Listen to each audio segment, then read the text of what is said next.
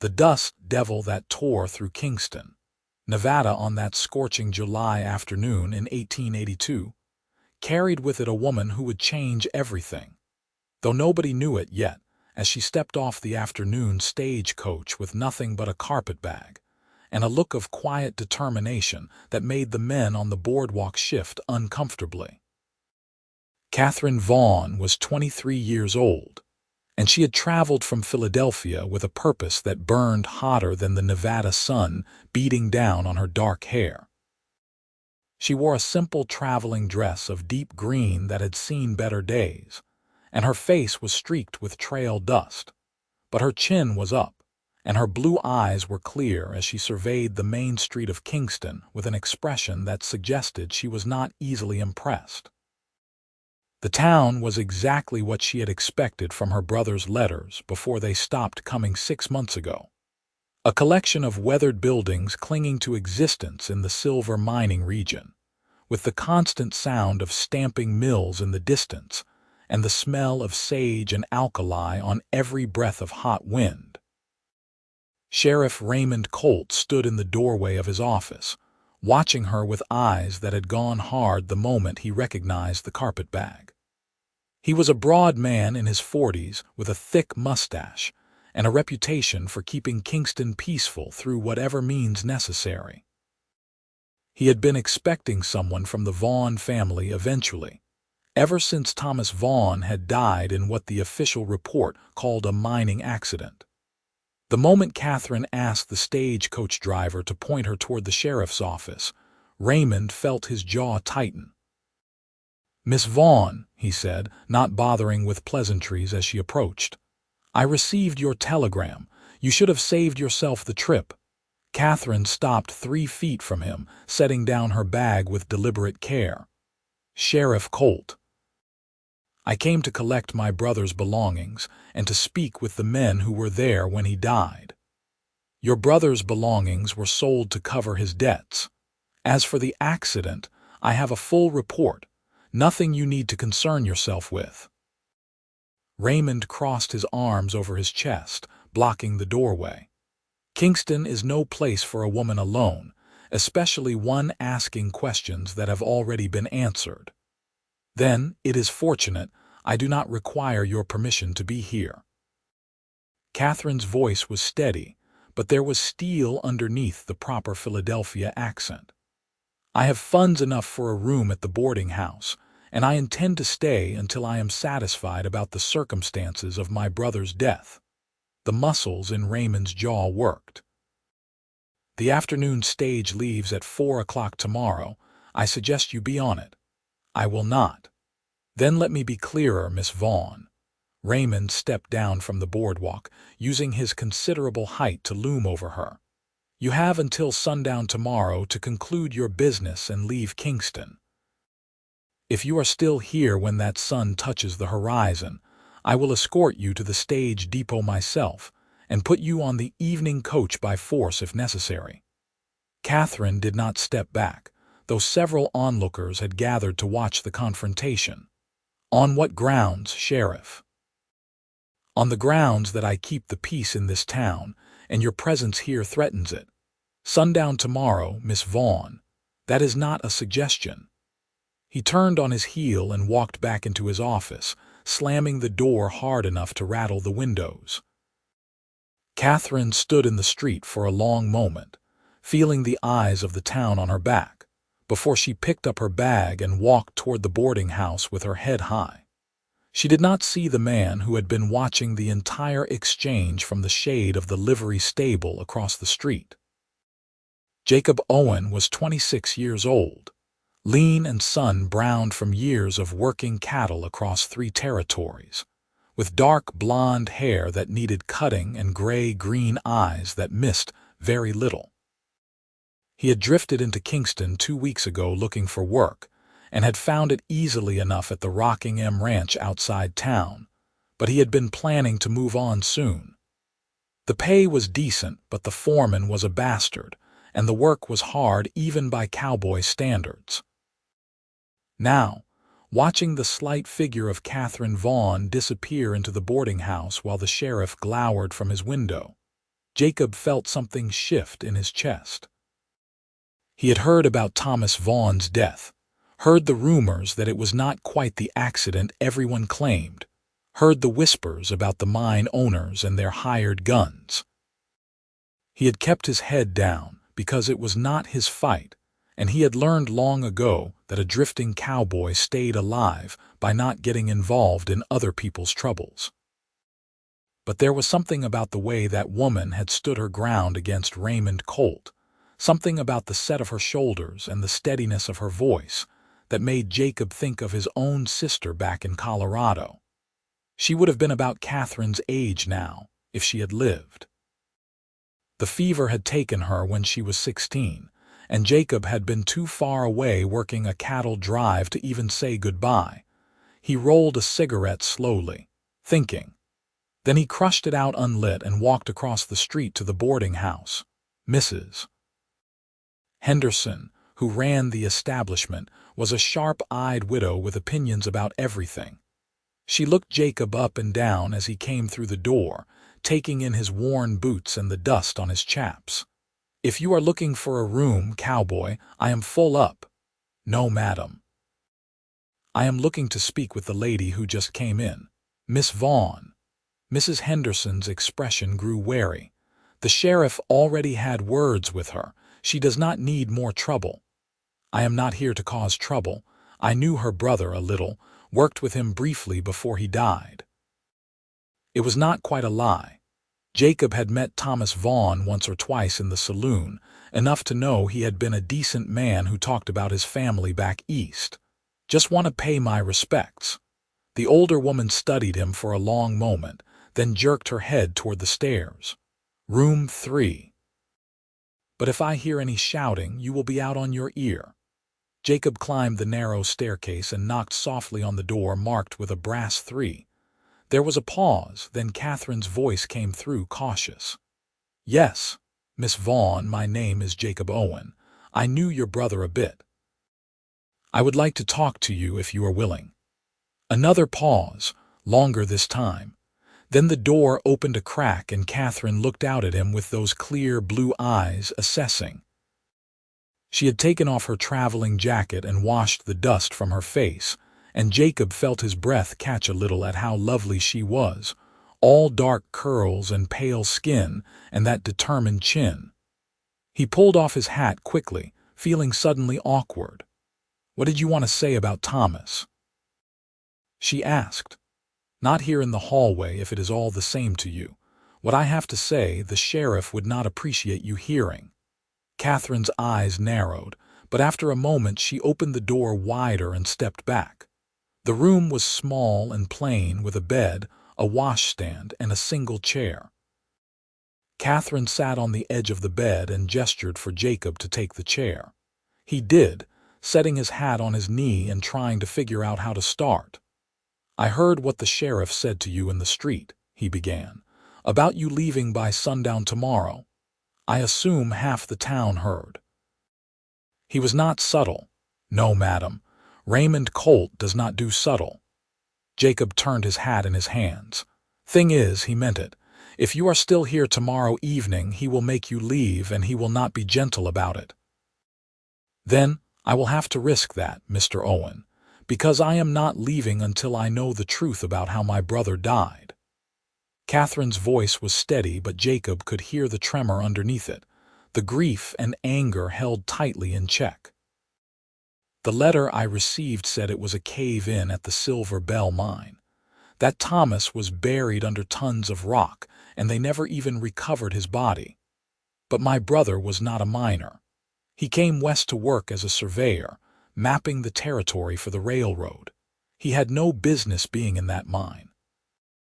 Jacob was quiet for a moment, thinking about what he had heard in the 2 weeks he had been in Kingston.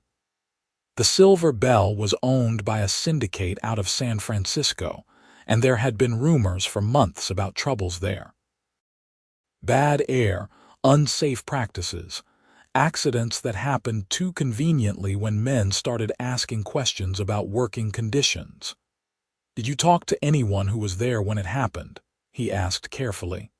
"I tried, Before I came to the sheriff's office, I went to the mine. The foreman told me Thomas had been hired on as a temporary worker and had ignored safety warnings. He said it was Thomas's own fault and that I should go back east and stop stirring up trouble. Katherine's hands clenched in her lap. But my brother was not a fool, Mr. Owen. He would not have taken work he was not qualified for, and he certainly would not have been careless. No, he would not have. Jacob made his decision. Miss Vaughn, I did not know your brother well, but I knew him well enough to know he was asking questions before he died. Questions about the mine's practices, about men who had gotten sick or disappeared. There are people in this town who did not want those questions asked, and there are people who benefit from them not being answered. Katherine's face had gone pale. You think he was murdered? I think it is possible, more than possible. Jacob leaned forward, his voice low and urgent. But if you start making accusations without proof, you will end up dead in a ditch somewhere, or at best on that stage coach tomorrow with nothing to show for it but bruises. Raymond Colt is on the mine's payroll. Half the businessmen in town are on the mine's payroll. You are one woman alone, and you are threatening their profits just by being here. Then what would you suggest I do? Just leave and let them get away with killing my brother. The anger in Katherine's voice was sharp enough to cut. No. Jacob heard himself say it before he had fully thought it through. I suggest you let me help you. Katherine stared at him. Why would you do that? You do not know me. You barely knew Thomas. Jacob could not quite explain it himself. This sudden need to help her, to wipe away the grief and fury in her eyes and replace it with something softer. He settled for the partial truth. Because it is the right thing to do.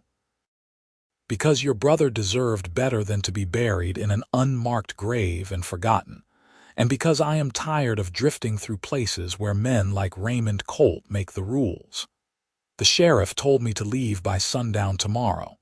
I know, and I am saying she stays. Jacob met her eyes steadily. You stay, and so do I. If Raymond Colt wants to run you out of town, he will have to go through me first.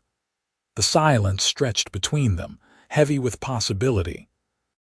Katherine looked at him for a long time, and Jacob had the strange sense that she was seeing straight through to his bones, measuring him against some internal standard. Finally, she nodded once, sharp and decisive. All right, Mr. Owen. Tell me what you know, and we will figure out what to do next. They talked until the light faded outside the window, and Mrs. Henderson knocked on the door to tell them supper was being served. Jacob told Katherine everything he had heard in bits and pieces over the past 2 weeks. The cave in that had killed 3 men, including Thomas, the Chinese workers who had walked off the job the week before claiming the tunnels were unsafe, the assayer who had left town suddenly after suggesting the ore samples were being manipulated. Katherine listened with fierce attention, asking sharp questions that made Jacob realize she was far from the helpless Eastern lady the sheriff seemed to think. My brother sent me letters every week for the first 8 months he was here, she said as they sat at the long table in Mrs. Henderson's dining room, the other boarders giving them curious looks. In the last 3, he mentioned meeting with miners who were worried about conditions. He said he was documenting everything, keeping records. If those records still exist, they would be proof. Where would he have kept them? He rented a room above the general store. I asked the proprietor about it this afternoon before I went to the sheriff. He said the room was cleared out after Thomas died and everything was disposed of. Jacob shook his head. Your brother was not stupid. If he was keeping records that could get him killed, he would not have left them where anyone could find them easily. Then where? I do not know, but I know someone who might. Jacob pushed back from the table.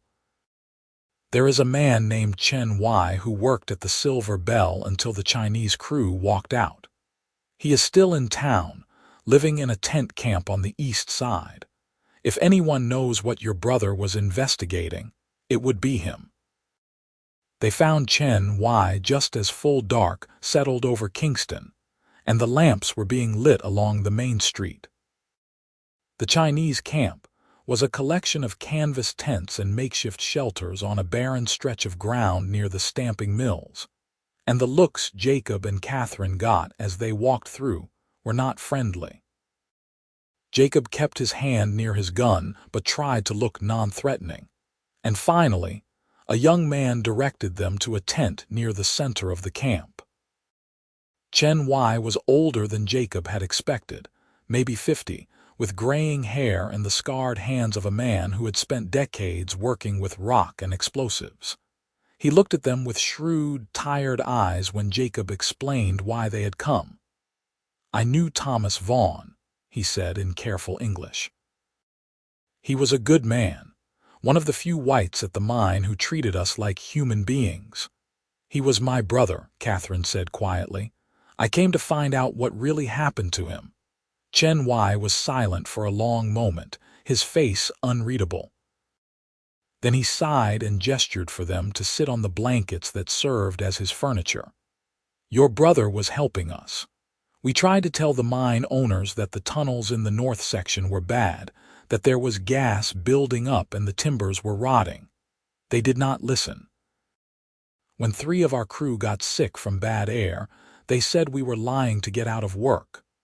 "Thomas believed you," Jacob said. "Yes. He went into the tunnels himself with an engineer's eye and confirmed what we had been saying. He was writing a report to send to the territorial governor, documenting the unsafe conditions. He told me he had evidence that the mine owners knew about the problems and were ignoring them to keep production up." Chen Y's face grew darker. 2 days before he finished that report, there was the cave-in. Katherine's voice was barely above a whisper. "They killed him to stop the report. I cannot prove that. No one can. But I know the explosion that caused the cave-in happened in a section where there was no work being done that day. And I know that Thomas's body was never recovered because the mine owners sealed that tunnel immediately, saying it was too dangerous to dig out." Chen Y looked at Katherine with something like pity. "I am sorry for your loss. Your brother was trying to do right by people no one else cared about." "Did he tell you where he kept his records?" Jacob asked. "He said they were somewhere safe, somewhere no one would think to look. That is all I know." Chen Y hesitated, then added, "Be careful. The mine owners have men everywhere. Hank Fletcher is their head of security, and he is not someone you want to cross." They thanked Chen Y and walked back through the darkening town, both of them quiet with their own thoughts. As they reached the boarding house, Katherine turned to Jacob. "You should go back to your ranch. This is not your fight, and I have no right to put you in danger." "I already told you my answer to that," Jacob said. "I said you stay, and so do I. I meant it." Something flickered in Katherine's eyes, something warm and grateful that made Jacob's heart do an odd little skip.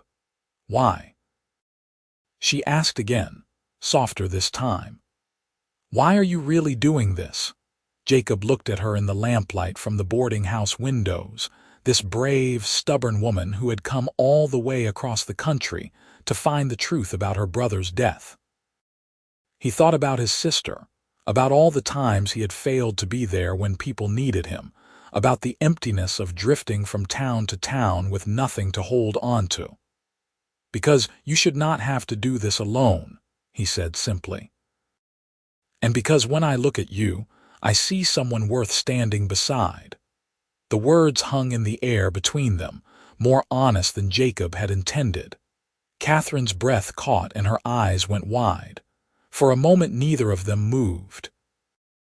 Then she reached out and touched his hand, just briefly, her fingers cool against his sun-roughened skin.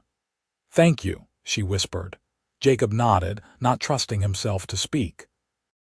He waited until she had gone inside before he walked back toward the livery stable, where he had been sleeping in the hay loft.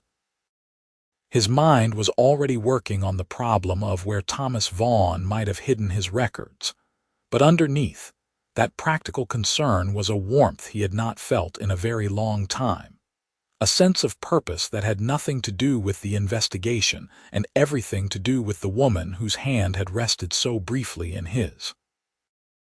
The next morning dawned hot and clear, with the Nevada sun already baking the streets by the time Jacob met Katherine outside the boarding house. She was wearing a simple blue dress and had her dark hair pinned up in a practical style, and Jacob had to remind himself sternly that they had work to do, and no time for the way his pulse jumped when she smiled at him. "I have been thinking about where Thomas might have hidden his records," Katherine said as they walked toward the general store. "He was methodical about everything. Whatever he did, it would have been logical, somewhere he could access easily, but that would not be obvious to anyone searching his room." The general store was run by a nervous man named Silas Porter who clearly did not want to talk to them. But Katherine was persistent, and Jacob was quietly intimidating just by standing there with his arms crossed. Finally, Silas admitted that Thomas's room was still empty and they could look at it if they wanted, though he insisted there was nothing left to find. The room was on the second floor, reached by an outside staircase. It was small and stuffy, with a single window overlooking the main street and furniture that looked like it had been built during the previous decade and not maintained since. Jacob and Katherine searched methodically, checking for loose floorboards and hidden compartments, but found nothing except dust and the faint smell of the kerosene lamp that still sat on the bedside table. "This is pointless," Katherine said after an hour, frustration evident in her voice. "If there was anything here, someone already took it." Jacob stood in the center of the room, thinking. Thomas Vaughn had been a surveyor, a man who worked with maps and measurements and precise calculations. He would not have hidden his records in his room where they could be easily found, but he would have kept them somewhere he could reach quickly if he needed to. Somewhere close, somewhere logical. His eyes fell on the window, which overlooked the street, and across it, the offices of the Kingston Silver Company.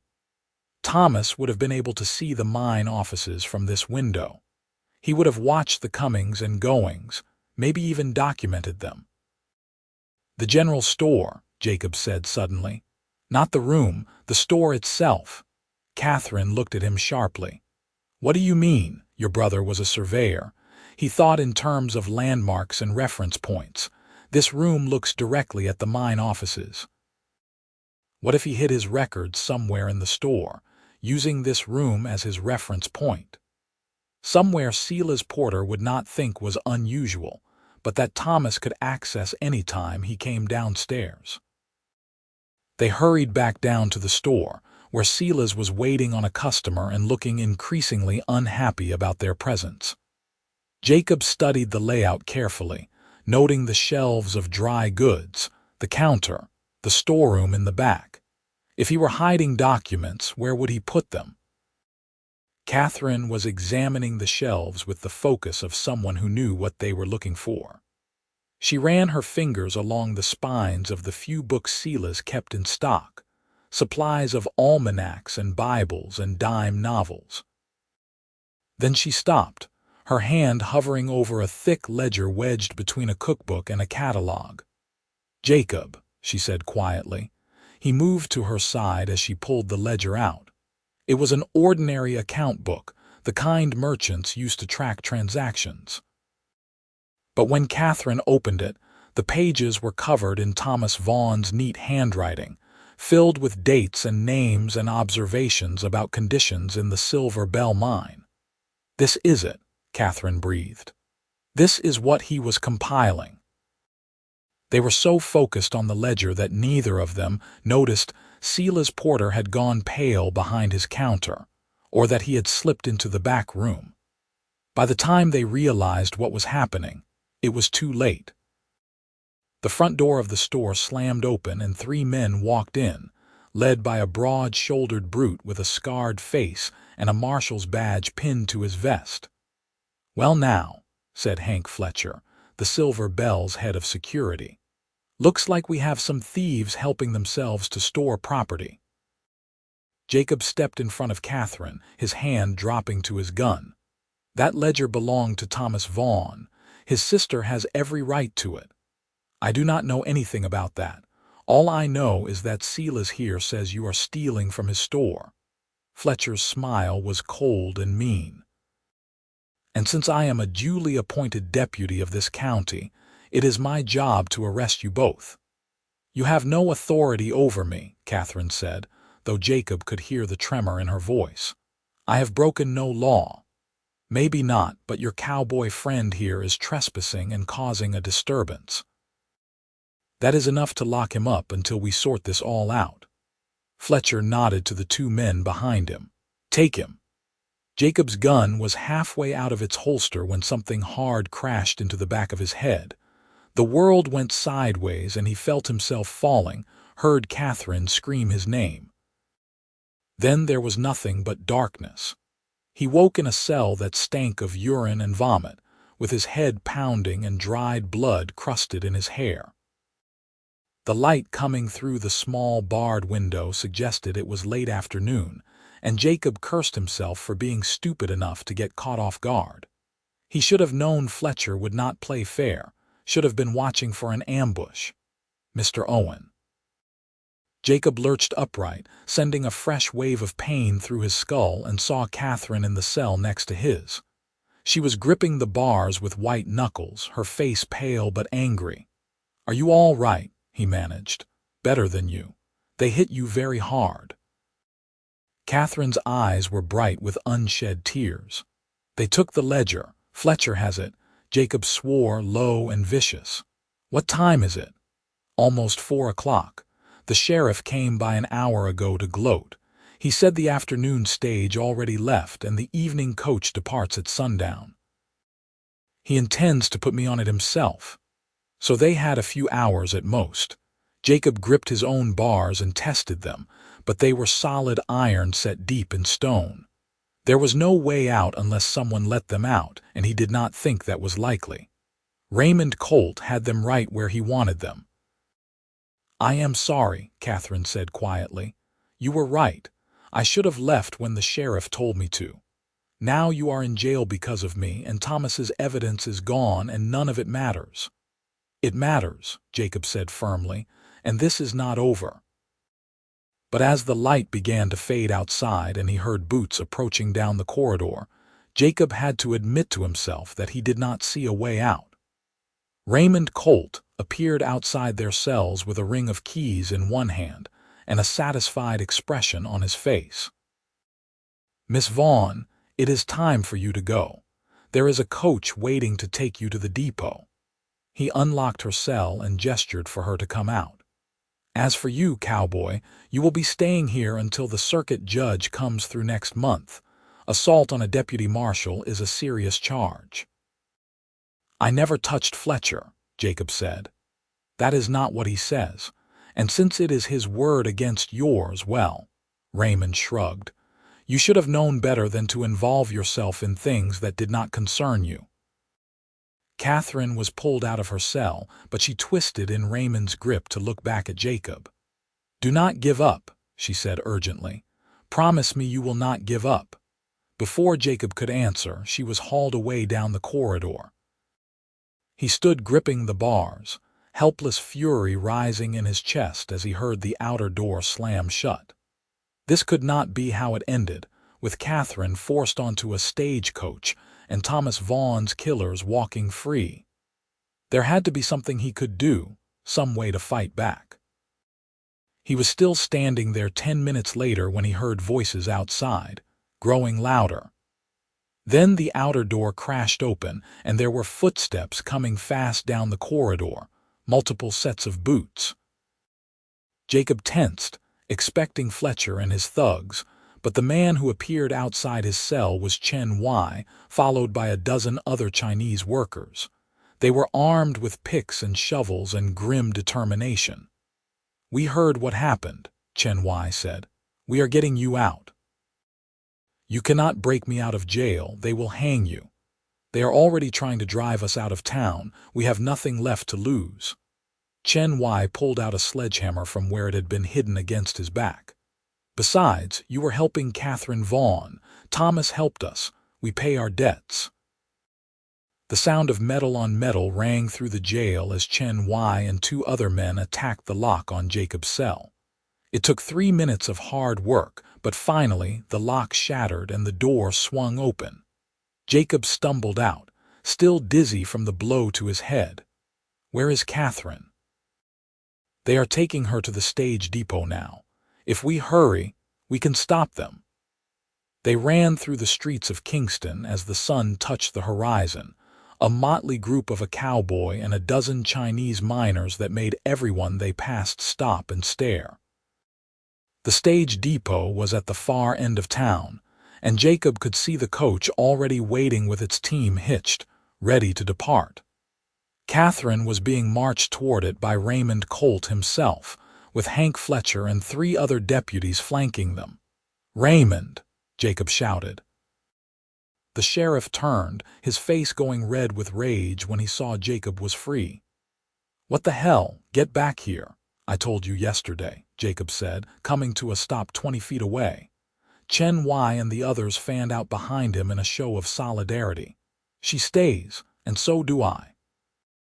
Raymond's hand went to his gun. "You are under arrest, Owen, all of you are. Stand down now or I will shoot you where you stand." "No, you will not," said a new voice. Jacob turned to see Mrs. Henderson walking toward them, and behind her came half the merchants and respectable citizens of Kingston. Silas Porter was there, looking ashamed of himself. The doctor was there, and the school teacher, and the owner of the dry goods store. Even the minister had come, his face set in lines of disapproval aimed squarely at the sheriff. "What is this?" Raymond demanded. "This is us telling you that we are done with how you run this town," Mrs. Henderson said firmly. "We have looked the other way for too long while the mine owners used you to keep people quiet.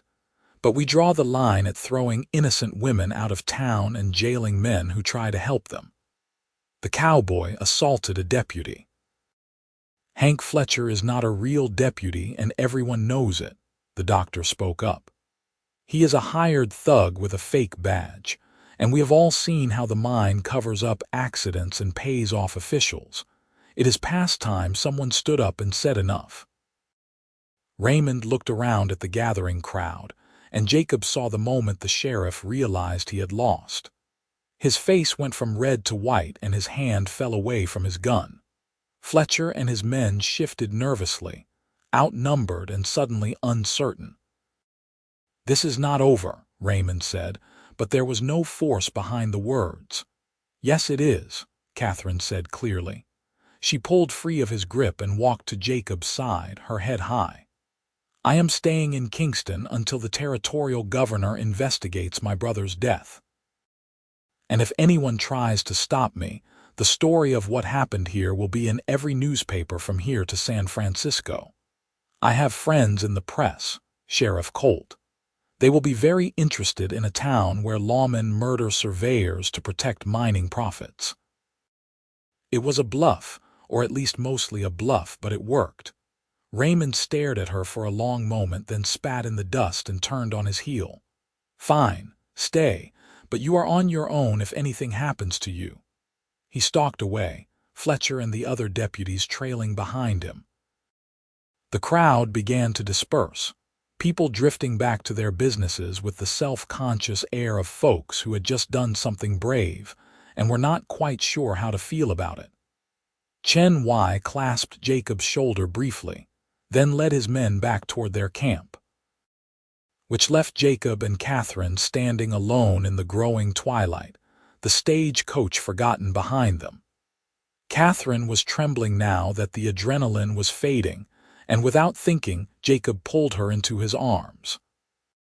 She came willingly, burying her face against his chest, and he felt her shoulders shake with silent sobs. "It is all right," he murmured into her hair. "You are safe now. The ledger is gone. They will destroy it and there will be no proof. Maybe, or maybe there is another way." Jacob pulled back just enough to look down at her. Chen Y and the other miners were witnesses. The doctor who treated the men who got sick from bad air can testify. And you are right about the newspapers. If we get enough people talking, the territorial governor will have to investigate whether there is physical evidence or not. Katherine looked up at him with those blue eyes that saw too much, and Jacob felt something shift in his chest. Standing here with her in his arms felt right in a way nothing had felt right in years, like he had finally stopped drifting and found solid ground. "I could not have done this without you," she said softly. "You risked everything for me and you did not have to." "Yes, I did." Jacob reached up to brush a strand of dark hair from her face, his fingers lingering against her cheek. "Katherine, I know we have only known each other a day, but I have to tell you something. From the moment I saw you stand up to Raymond Colt yesterday, I knew you were someone special. Someone worth fighting for, and if you will let me, I would like to keep fighting for you, not just until this is over but after. For as long as you will have me." Her breath caught and her eyes went wide. "Jacob, you do not have to answer now, I know it is fast. But I need you to know how I feel, in case something happens." He tried to smile. "In case the sheriff changes his mind and decides to shoot me after all." Katherine laughed, a little shakily, and then, before Jacob could process what was happening, she rose up on her toes and kissed him. It was brief and soft and tasted like salt from her tears, and when she pulled back, Jacob felt like he had been struck by lightning. "Something is happening between us," Katherine whispered. "I feel it too. I have never believed in love at first sight, but this." She shook her head wonderingly. "This feels like something I should hold on to." Jacob kissed her again, deeper this time, one hand cradling the back of her head while the other wrapped around her waist. She melted into him, and for a long, perfect moment the rest of the world ceased to exist. There was only Katherine and the desert sunset, and the feeling that he had finally found what he had been searching for without knowing it. When they finally broke apart, both breathless, the stagecoach driver cleared his throat loudly. "Begging your pardon, but are you folks taking this coach or not? I have a schedule to keep." "She is not going anywhere," Jacob said, not taking his eyes off Katherine. "Sorry for the confusion." The driver muttered something about crazy people in love and climbed back onto his seat, snapping the reins to send the empty coach rattling out of town. Jacob and Katherine walked back toward the boarding house hand in hand, talking in quiet voices about what came next. They would need to write letters to the territorial governor and to newspapers in Carson City and San Francisco. They would need sworn statements from the miners and the doctor. It would be a long fight, and there were no guarantees they would win. But as Jacob looked down at Katherine in the lamplight, her face determined and hopeful and beautiful, he knew he would fight that battle as long as it took. Because she was worth it. Because her brother deserved justice. And because somewhere in the past day and a half, Jacob Owen had fallen completely and irrevocably in love. The next weeks were a blur of activity. Jacob quit his job at the Rockingham and took a room at the boarding house, ostensibly to protect Katherine, but really because neither of them could bear to be apart for more than a few hours. Mrs. Henderson clucked her tongue at the impropriety, but allowed it, swayed by the romance of the situation and the obvious depth of feeling between them. They spent their days gathering evidence and writing letters, and their evenings sitting on the boarding house porch talking about everything and nothing, learning each other's histories and dreams. Jacob learned that Katherine had been a teacher in Philadelphia before she came west, that she loved books and thunderstorms, and had a sharp wit that could make him laugh even when things looked darkest.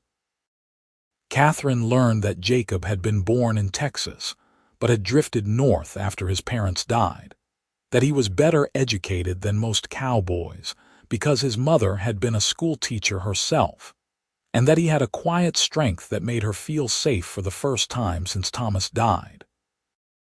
They also learned that they were being watched. Hank Fletcher and his men made no move against them directly, but Katherine received threatening notes left at the boarding house, and twice Jacob was followed when he went out at night. Sheriff Raymond Colt continued to glower at them whenever their paths crossed, but did not try to arrest them again, held back by the tacit support of the townspeople who had stood up at the stage depot. A month after Katherine's arrival in Kingston, the territorial governor sent an investigator to look into the allegations. His name was Daniel Wright, and he was a former Pinkerton detective, sharp-eyed and thorough. He interviewed everyone Jacob and Katherine brought to him, examined the physical evidence they had managed to gather, and spent 3 days at the Silver Bell mine asking pointed questions that made the owners increasingly nervous. The night before Wright was scheduled to leave Kingston, he met with Jacob and Katherine in Mrs. Henderson's parlor. His expression was grave but not without hope. "I am going to recommend a full investigation by the territorial authorities," he said without preamble. "There is enough evidence of wrongdoing to warrant criminal charges against the mine owners and potentially against Sheriff Colt for obstruction of justice. As for your brother's death, Miss Vaughn, I believe you are right that it was murder made to look like an accident. Proving that will be difficult without physical evidence, but the pattern of corruption and cover-ups at the Silver Bell makes it clear something criminal was happening." Katherine's hands clenched in her lap. "What happens next?" "The governor will send marshals to take control of the investigation. They will reopen the sealed tunnel and look for your brother's remains. They will also audit the mine's records and question everyone involved. It will take months, possibly years, but justice will be served eventually." Wright hesitated. "I should warn you, Miss Vaughn, the mine owners have powerful friends. They will fight this every step of the way, and they may try to retaliate against you and those who helped you." "I am not leaving," Katherine said firmly. Jacob reached over and took her hand, squeezing gently. "Neither am I," he added. Wright nodded, unsurprised. "I thought you might say that. For what it is worth, you have done a remarkable thing here. Most people would have given up or been run out of town. Your brother would be proud." After Wright left, Katherine sat in silence for a long time, staring at nothing. Jacob waited patiently, knowing she needed to process everything. Finally, she turned to him with tears streaming down her face. "It is really happening. They are going to investigate. Thomas is going to get justice." "Yes, he is. You made that happen, Katherine. You and your stubbornness." Jacob pulled her into his arms, holding her while she cried. "I am so damn proud of you." They sat like that for a long time, wrapped in each other's arms in the quiet parlor. Outside, the desert night was cool and spangled with more stars than Jacob had ever seen in all his years of drifting. He thought about the path that had brought him here, all the choices and chances that had led to that moment in the livery stable when he decided to help a woman he did not know. It felt like fate, like his whole life had been pointing toward Katherine Vaughn even when he did not know she existed. "Jacob," Katherine said quietly, her voice muffled against his chest. "I love you." The words hung in the air, simple and profound. Jacob felt his throat tighten with emotion. "I love you too, so much it scares me sometimes." She pulled back to look up at him, her eyes red-rimmed but glowing. "What are we going to do? I cannot go back to Philadelphia now, not after everything that has happened here, but I do not know what comes next. I have been thinking about that." Jacob tucked a strand of hair behind her ear, his touch gentle. "There is land available for homesteading not far from here. Good land near water. I have some money saved.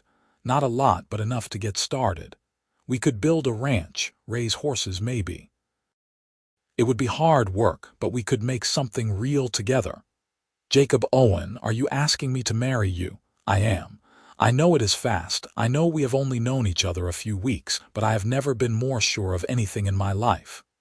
He cupped her face in his hands, holding her gaze. "Marry me, Katherine.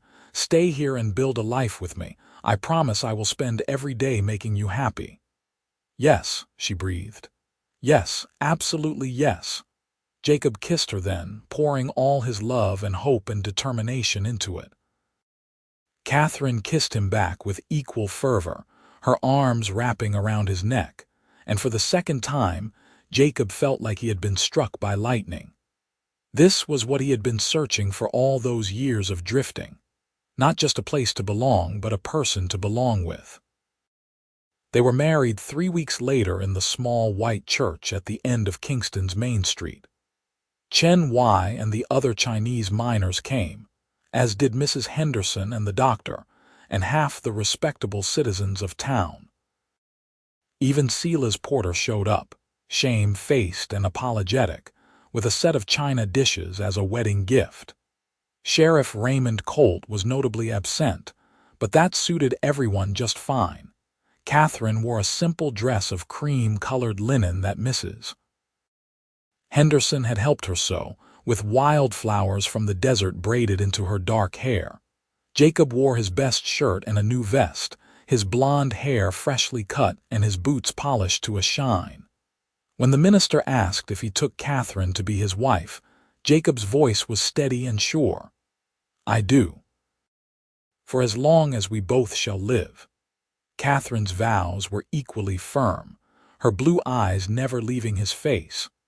When they kissed as husband and wife, the small congregation burst into applause and someone outside fired a gun into the air in celebration. It was not the grand society wedding Katherine might have had back in Philadelphia, but as they walked out of the church hand in hand into the bright Nevada sunshine, Jacob thought it was perfect. They spent their wedding night in the best room at the boarding house, which Mrs. Henderson had decorated with flowers and candles in a burst of romantic sentiment. Jacob was nervous, wanting everything to be right for Katherine, but she put him at ease with her warmth and trust. They came together slowly in the lamplight, learning each other's bodies with the same careful attention they had learned each other's hearts. It was tender and passionate and a little awkward, and when it was over they lay tangled together in the narrow bed, Katherine's head on Jacob's chest and his arms around her, both of them feeling like the luckiest people alive. "I never thought I would be this happy," Katherine whispered in the darkness. "After Thomas died, I thought my life was over. I thought I would spend forever grieving and never feel whole again. I know what you mean. Before I met you, I was just drifting. Going from place to place without purpose, without anything to hold me down." Jacob pressed a kiss to the top of her head. "You gave me a reason to stay, a reason to fight. You gave me everything." "We gave each other everything," Katherine corrected. She propped herself up on one elbow to look down at him, her dark hair falling like a curtain around them. "I love you, Jacob Owen. I am going to love you for the rest of my life." "That is good," Jacob said, pulling her down for another kiss, "because I plan on that being a very long time." The territorial marshals arrived in Kingston 2 months after the wedding, and their investigation into the Silver Bell mine turned the town upside down. The mine owners brought in lawyers from San Francisco, but the evidence of corruption was overwhelming. Sheriff Raymond Colt was arrested for accepting bribes and obstruction of justice, and Hank Fletcher was charged with assault and intimidation. The sealed tunnel where Thomas Vaughn had died was reopened, and though his body was too badly decomposed to provide evidence of how he had died, The fact that the tunnel had been deliberately collapsed with explosives, rather than fallen due to natural causes, suggested foul play. In the end, 3 mine executives were indicted on charges ranging from criminally negligent homicide to fraud. The trials dragged on for over a year, but convictions were eventually secured. It was not the perfect justice Katherine had hoped for, but it was justice nonetheless. Thomas Vaughn's name was cleared, and the truth about his death became part of the public record. During all of this, Jacob and Katherine were building their new life. They filed a homestead claim on 160 acres in a valley 20 miles from Kingston, near a creek that ran year-round. The land was beautiful in the harsh way of the desert, all sage and rock and endless sky, and they both fell in love with it immediately. They spent their first year building a small house from pine logs hauled from the mountains, with a wide porch that faced the sunrise and a stone fireplace that kept them warm through the cold desert winter. Jacob proved to be good at ranch work in a way he had never been good at cowboying for other people, now that the land was his own. He bought a small herd of horses and began training them for sale to the army and to ranchers throughout the territory. Katherine threw herself into making their house a home, sewing curtains and planting a garden and learning to cook on the wood stove Jacob built for her. It was hard work, exhausting and sometimes frustrating, but they faced it together and that made all the difference. Their first child was born in the spring of 1884, a squalling red-faced boy they named Thomas after Katherine's brother. Jacob held his son in his arms and felt his heart crack open with a love so fierce, it was almost painful. Katherine lay in their bed, exhausted but glowing, and when she looked up at him with those blue eyes he had loved from the first moment, Jacob felt his throat close with emotion. "We made a person," he said, his voice rough. "We made a whole human being."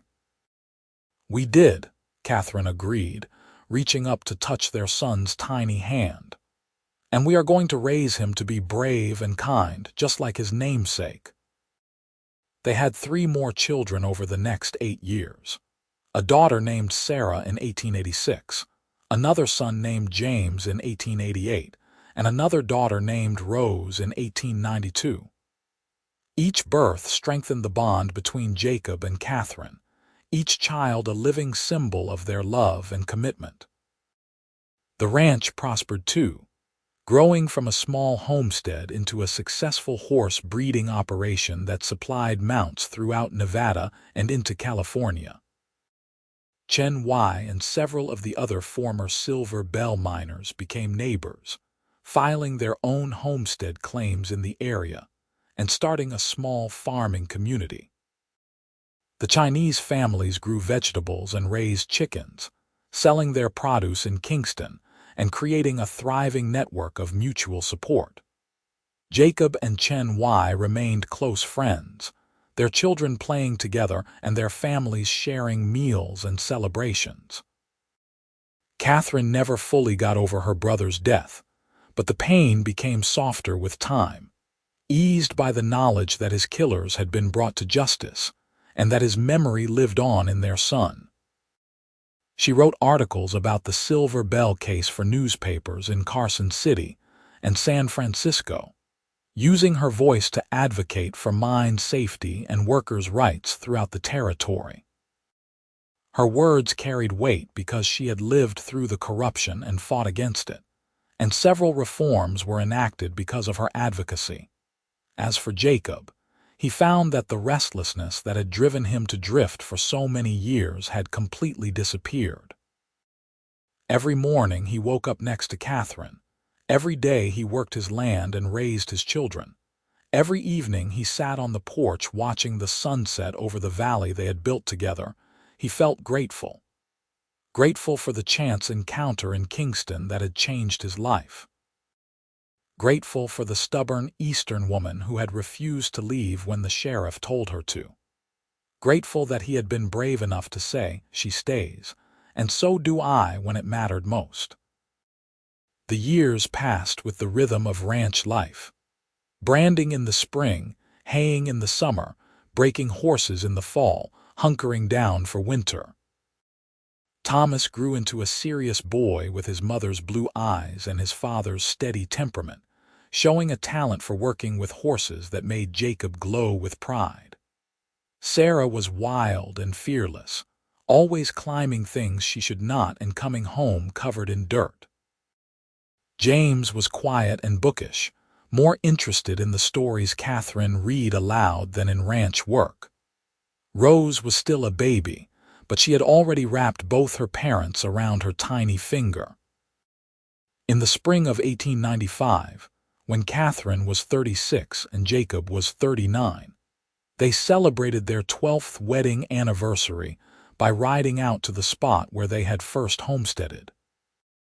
The little cabin had been expanded into a proper ranch house now, with 6 rooms and glass windows and a real wooden floor. But they still remembered those first hard years, sleeping on a mattress stuffed with straw and hauling water from the creek, and wondering if they were crazy to try to build something from nothing. "You regret it?" Jacob asked, his arm around Katherine's waist as they stood looking out over the valley. "Staying here instead of going back to Philadelphia, you could have had an easier life." Katherine laughed and leaned into him, her head on his shoulder. "An easier life, maybe, but not a better one. Not one filled with as much love and purpose." She turned to look up at him, her face still beautiful despite the lines time and sun had etched there. "You saved me, Jacob. When I got off that stagecoach in Kingston, I was drowning in grief and anger. I would have destroyed myself trying to get justice for Thomas, but you stood beside me and gave me something to fight for besides revenge. You gave me a future."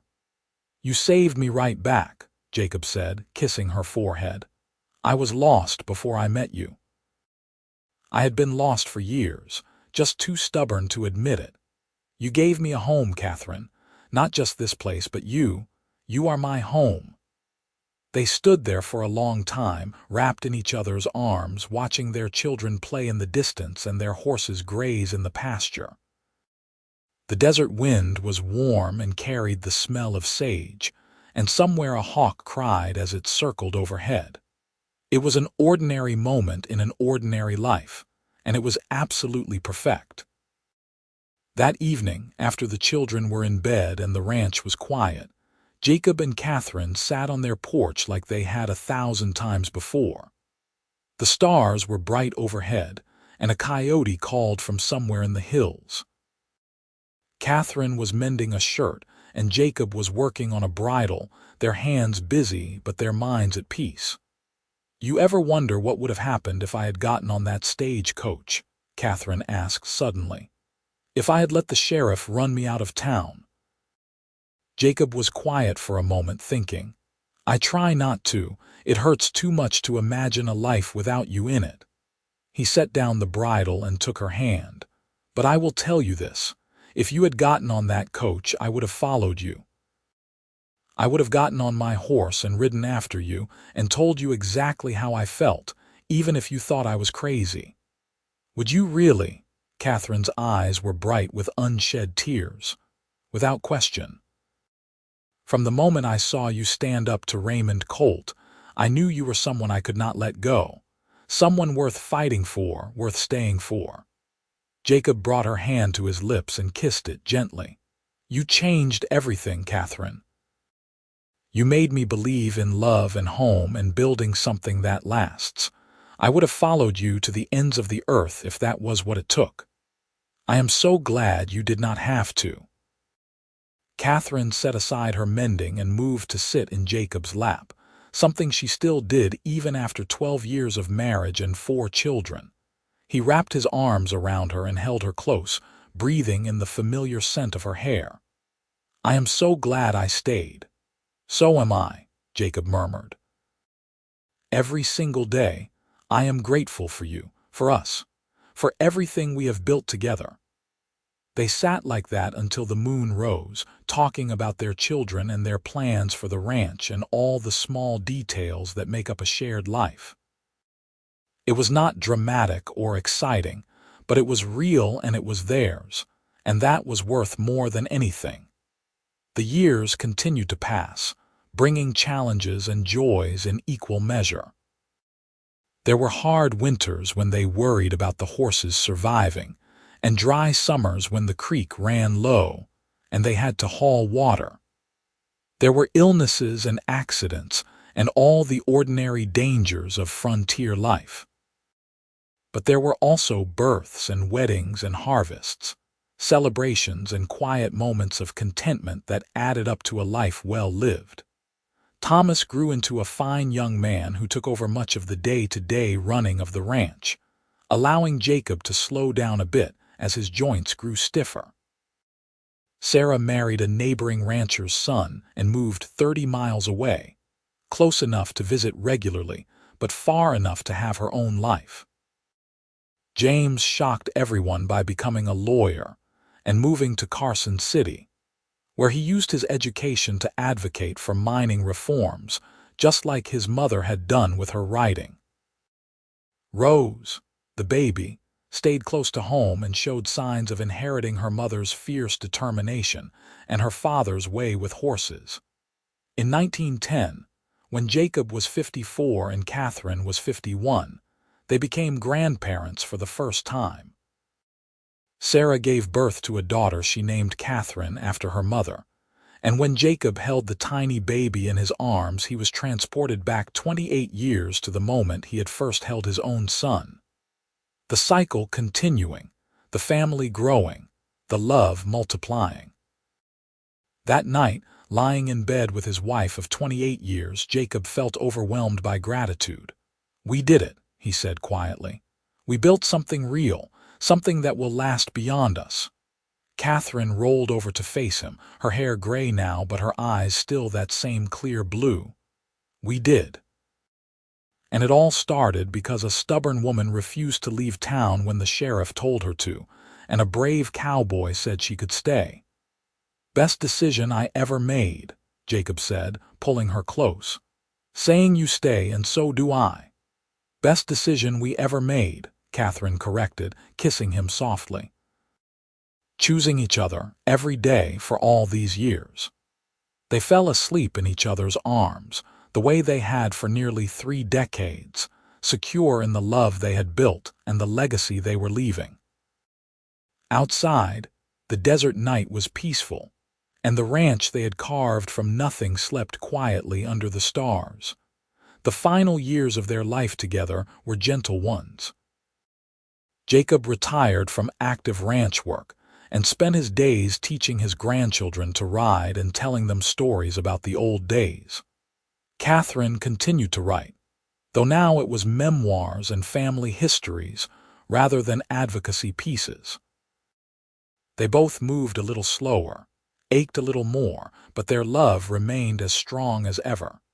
Jacob Owen died peacefully in his sleep in the spring of 1918, at the age of 62. He went to bed one night holding Katherine's hand and simply did not wake up. Katherine grieved deeply, but found comfort in knowing he had died the way he had lived for the past 36 years. At home, in the place they built together, surrounded by love. She lived another 5 years, long enough to see all her grandchildren grown and to know that the ranch would continue in the family. On her own deathbed in 1923, surrounded by her children and grandchildren, Katherine's last words were about the cowboy who had changed her life. "Tell him I am coming," she whispered to Thomas, her firstborn. "Tell your father I said she stays, and so do I. Forever." She closed her eyes with a smile on her face and slipped away, leaving behind a legacy of love and courage that would echo through generations. The ranch continued to thrive under Thomas's management, and eventually passed to his son, young Thomas, who had inherited his grandfather's way with horses and his grandmother's fierce determination. The story of how Katherine Vaughn came to Kingston seeking justice for her murdered brother, and how a drifting cowboy named Jacob Owen stood up to a corrupt sheriff and said, "She stays, and so do I," became family legend. It was told and retold at every gathering, embellished and polished until it shone like a jewel, a reminder that sometimes the most important moments in life come down to a single choice: to stand beside someone who needs you, to fight for what is right, and to have the courage to build something lasting from love and determination. And in the small cemetery on the hill overlooking the Owen Ranch, two headstones stand side by side, weathered by decades of desert wind but still readable. Jacob Owen, the inscription reads, "Beloved husband and father, 1856-1918." And beside it, Katherine Vaughn Owen, beloved wife and mother, 1859-1923. Below both names, carved at the request of their children, are the words that define their life together: "She stayed, and so did I." The sun sets over the Nevada desert the same way it did in 1882, painting the sky in shades of gold and crimson. The ranch house stands strong against the elements, expanded and modernized but still recognizable as the home Jacob and Katherine built with their own hands. Horses graze in the pasture, descendants of the herd Jacob started more than a century ago. And on quiet evenings, if you listen carefully, you can almost hear the echo of two voices on the porch, talking and laughing and holding each other close, their love transcending time and death to become part of the very land they claimed as their own. It was a love story that began with an act of courage and a moment of choice, when a sheriff wanted to run a woman out by sundown, and a cowboy said she could stay. It grew through shared struggle and mutual support, through justice sought and won, through a life built from nothing but determination and love. And it ended the way all great love stories should, not with death, but with a legacy that continues, with children and grandchildren who carry forward the values of courage and compassion, and standing up for what is right. Katherine Vaughn came to Kingston, Nevada, seeking justice for her murdered brother, and found instead the love of her life. Jacob Owen was drifting through the desert looking for work and found instead a purpose and a home.